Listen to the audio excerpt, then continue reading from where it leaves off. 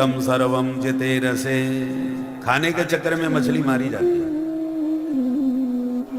कांटे में आटा मिला करके फेंक दिया पानी में, मछली ने आटा खाया, आटे में कांटा जो लगा था वो नहीं दिखा और फंस गई मछली और मारी गई। साधु को चाहिए जीने के लिए खावे, खाने के लिए न जिए। जिह्वा पर नियंत्रण रखे, निमंत्रणों के पीछे न भगे कि उनके यहाँ खीर बहुत बढ़िया बनती है, उनके यहाँ कड़ी बहुत जोरदार बनती है, तो चटोरी जीव का स्वाद लेने के लिए इधर उधर भागे फिर रहे। अरे जीवन जीने के लिए भोजन चाहिए, जहां मिल गया मस्ती से पाए। अब रूखा सूखा जैसा मिल गया, पेट भरने से मतलब है। पेट भर गया, मस्त होकर के भजन करो, भोजन के पीछे भागते ना फिरो। ये हमने मछली को गुरु बना के सीखा कि स्वाद के चक्कर में मछली मारी जाती है। साधु को इसलिए स्वाद पर नियंत्रण रखना चाहिए, जिह्वा चक्कर में न डाले। इस प्रकार से हमने एक भौरे को भी गुरु बनाया, मधुकर। मधुकर से क्या सीखा? साधु को माधुकरी वृत्ति से रहना चाहिए।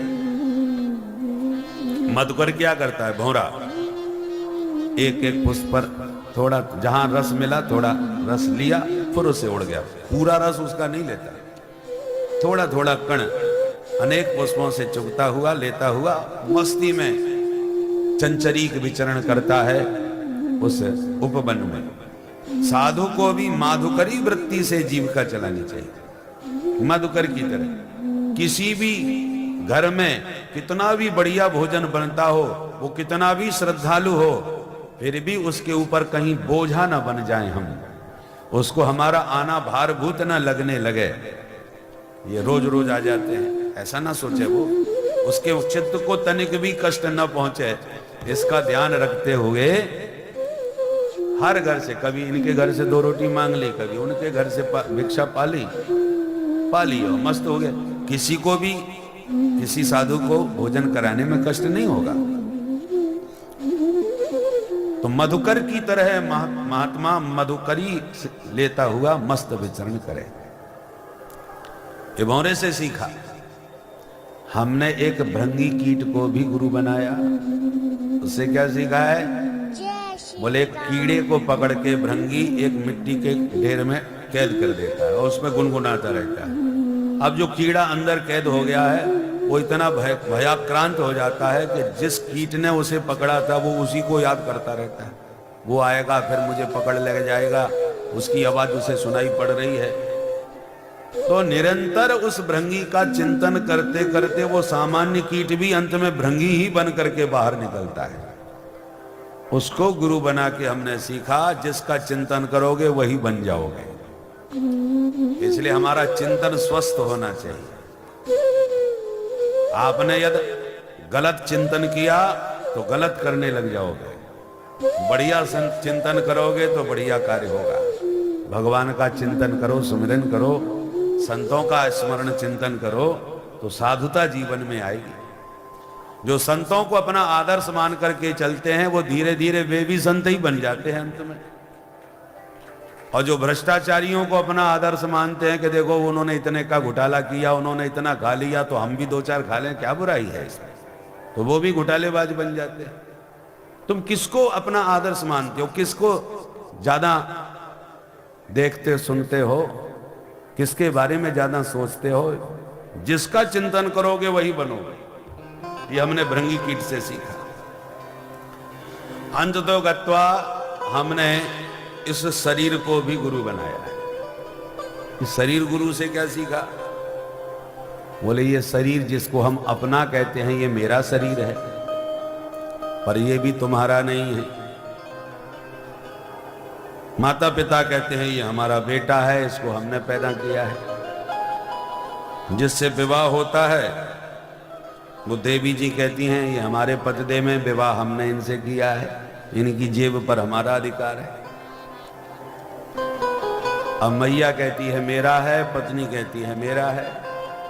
जिनके यहाँ नौकरी करते हैं वो मालिक कहता है मेरा है, मैं जो कहूंगा इसको करना पड़ेगा, मेरा नौकर है।